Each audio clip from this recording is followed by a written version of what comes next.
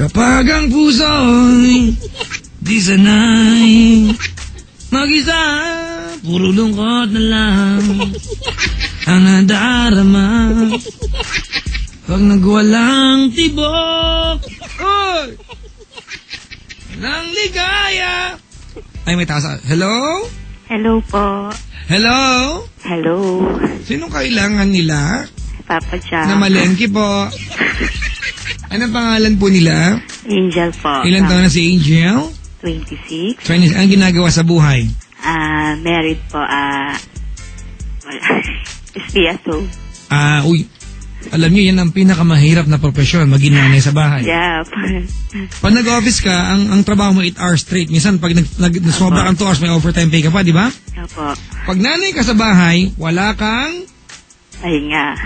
break time, on duty ka, wala kang day off, at wala kang overtime pay. At ang higit sa lahat, meron ka pang reklamong tatanggapin. Opo. Tama. Diba? Tama. Pendaplex. Yes. Sige, dali. Angel! Po. Anong ginagawa sa buhay? Wala po. Problema. Kinakabahan ng Papa Jack? Ha? Kinakabahan. First time po kasi, tsaka kanina ko lang po kasi nakuha yung number nyo. Saan mo nakuha? Sino nabigyan ng number namin dito? Kanina po, pinakinggan ko sa radyo. Ina-announce ko ba? Opo. Okay, ako pala yun. Ilan na anak mo, Angel? 2 kids po. Dalawa po. May mga bangs din yung anak mo? Wala. Lalaki tsaka babae po. Hindi mo binabangsan? May kilala akong nanay, kung gupitan yung anak, ang haba-haba ng bangs. Isa nga yung bata, hindi na makakita. Bangs na lang lahat. Hindi naman. Sige, dali. Ano pa? Ano nga paglilingkod ko sa'yo? Hingi lang po sana ng advice, Papa. Kasi po, tungkol po sa asawa Lakasan ko. mo. Sa asawa ko po. Kasi po ngayon, magkaiwalay po kami ngayon eh. Nasa Iloilo po siya. Ako po nandito sa Manila. Ilan taon yung panganay mo? 6 po. Yung sunod? 5. Gano'ng katagal nihat mo sa Iloilo? Ano po? Since 6 years. 6 years ago? Yes. No. Bali, 5 months. 5 months ago? Apa. Anong ginagawa niya doon? Sa Iloilo? Hindi, sa Kalentong. Sa Iloilo siya. Hindi po. Nakatira po kami doon. Okay. Opo. Tapos, bali, nagkaroon po ng problema doon, kaya napasugod ako dito sa Manila. Ano yung problema? Ano po kasi, yung asawa ko. Papa Jack, huwag naman yan. Go ahead. Ganito po kasi, kasi po yung asawa ko, may problema po. Kasi, laging, parang nakadepende siya sa pamilya niya. In short words po, parang walang sariling responsibilidad sa pamilya. Yun po. Hirap. Sino ang may idea na pumunta ka ng Manila? Anto, nag-iwalay kayo? Nagpunta ka para magtrabaho dito? Opo, ganun nga po. Kasi po, Papa Jack, kagagaling ko lang po ng Hong Kong. Umuwi po ako rito nung February. Alright. Ma'am, teka, nagugulan ako. Anong setup nyo ngayon dalawa? Malabo po eh. Kasi po... Asan yung mga bata? Yun nga po, ang mahirap kasi lalo na po yung bunso ko, naghahanap sa papa niya, bakit daw wala pa daw po. Kasi ang usapan po kasi namin ng asawa ko is susunod siya dito sa amin. Yun, ang sabi niya, aantay niya lang daw yung kapatid niya, susunod daw siya sa amin. Kaya lang po, nung dumating yung kapatid niya, parang malabo po. Yun, Kailan nag-usap? Nung May po. May. Opo. Tagal na rin. Opo. Anong balak yung dalawa? Siya, anong balak niya? Ako po kasi, Papa Jack, okay naman po sa akin na siya lang naman po kasi naantay ko eh. Na bumalik sa amin kasi ako willing ko maghintay kahit matagal. Basta bumalik rin siya sa amin kasi the point ko po kasi is kaya ako pumunta ako ng Manila para magkaroon kami ng sariling buhay na hindi yung lagi nakatipend sa magulang. Of course, di ba? Kasi later on, you need to start, di ba? Nang kayo lang. Kaya, hindi pwedeng, di ba? Yun nga po ang usapan naming dalawa. So, anong balak niya ngayon sa inyo? Wala daw? Sabi niya daw, saka daw siya sa amin babalik pagka meron na daw po siyang trabaho? Opo. May ginagawa ba siya para makaharap ng trabaho? Hindi ko po alam. Wala po akong balita, Papa Jack. Kasi, So, is it safe na sabi irresponsable ang lalaking yan? Sa totoo po, Papa Jack, masipag siyang tao. Masipag. Wala siyang bisyo, wala akong reklamo sa kanya kasi talagang trabaho lang Kaya lang, ang problema lang sa kanya is yung family niya. Laging... so may hanap buhay naman siya dati? Opo. Ngayon, may hanap buhay ba siya? Hindi ko po alam, Papa Jack Wala po siyang, hindi po siya wala pong balita sa kanya. Basta, in good terms ka ba sa mga in-laws mo doon? Ayun nga po ang problema, Papa Jack. Yun po ang problema ko mga in-laws ko po. Kasi parang hate nila ako Ano mali sa'yo? Bakit ayaw nila sa'yo? Kasi daw po, mama's girl din daw po ako.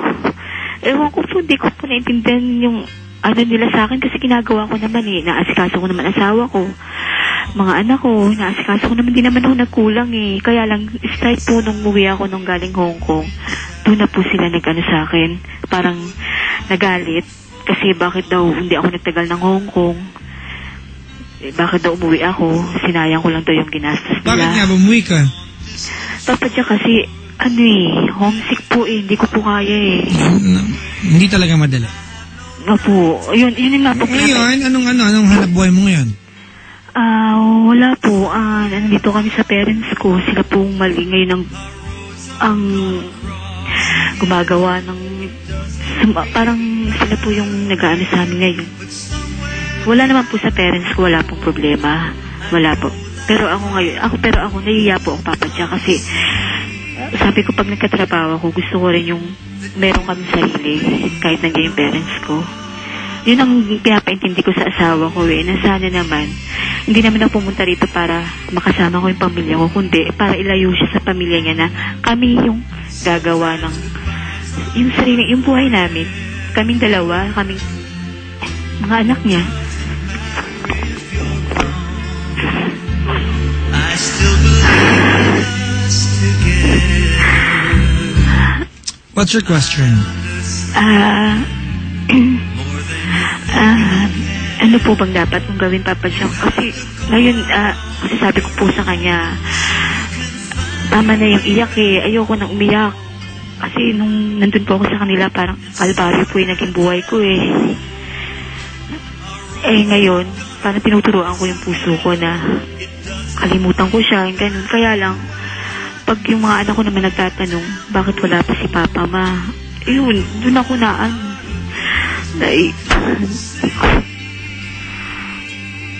doon po ako nasasaktan sa mga, yun nga po, naghanap yung mga anak ko sa Papa nila.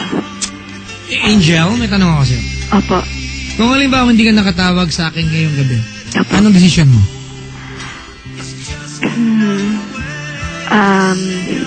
Ano po, hihintay pa rin po ako. Yun muna ang gawin natin. Opo.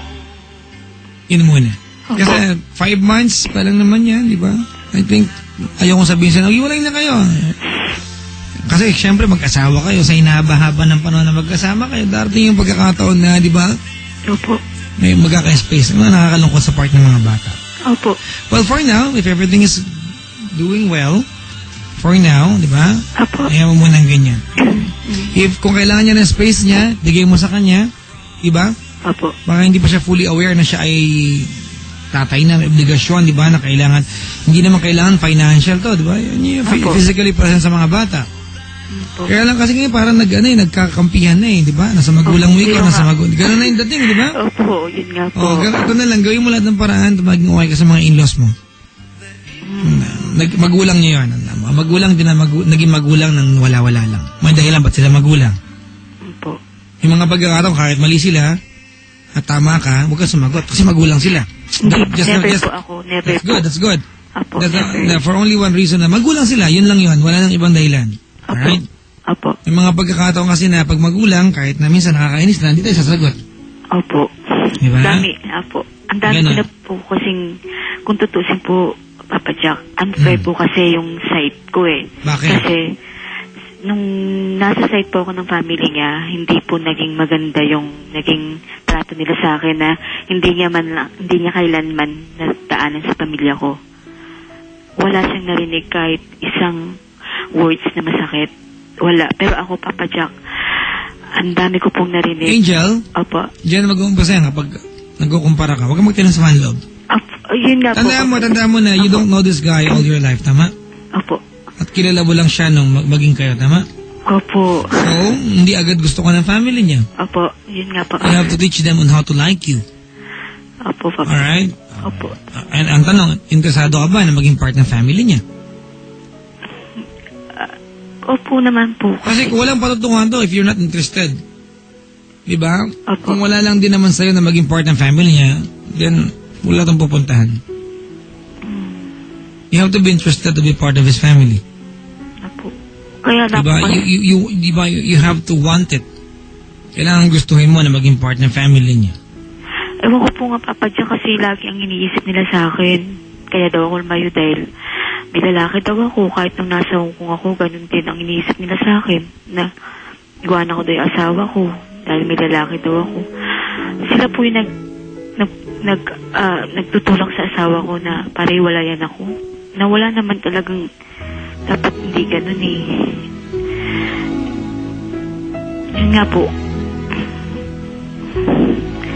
Kasi nakikita niya naman na kahit sigawan-sigawan ako ng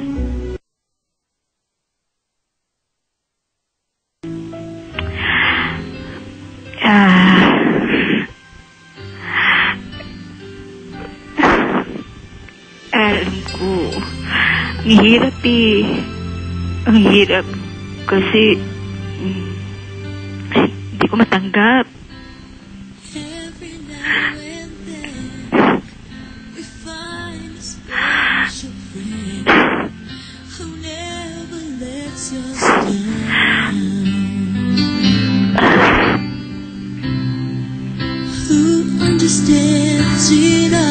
Pero kahit gano'n, kahit pamilya mo pa rin yung pinipili mo, okay lang. Feeling pa rin ako maghintay sa'yo. Para lang sa mga anak natin. Basta, sana, dumating yung time na mabuksan yung isip mo na mali yung mga komento ng magulang mo sa ng mga pamilya mo sa akin. Alam mo naman, di ba, lahat ng tiis, kaya kong tiisin. Basta bumalik ka lang sa amin. Kasi inaarap ko yun ng mga bata.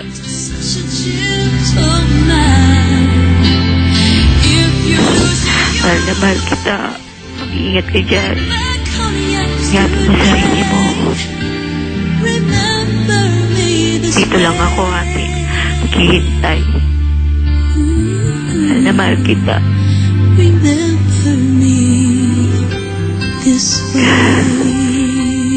Sila papapansak. Angel, alam mo, may mali sa kwento kasi. Ano po yan? Kasi may competition, di ba? Between you tsaka sa magulang niya. Yun nga po. Yung dati parang pinili mo sila. Dapat kasi wala.